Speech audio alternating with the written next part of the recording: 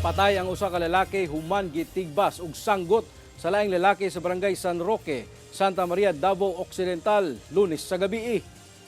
Sa impormasyon nga nakuha sa GMA Super Radio Davao, sumala ni Police Captain John Raywan Abadia, ang OIC sa Santa Maria Municipal Police, nga nagtan-aw og programa ang 34 anyos nga biktima sa usa ka kalingawan duol sa Barangay Hall dihang kalit kining giduol ug gidunggab sa 26 anyos nga suspect sa liog gamit ang sanggot. Gidala pa sa ospital ang biktima apan gideklarang dead on arrival.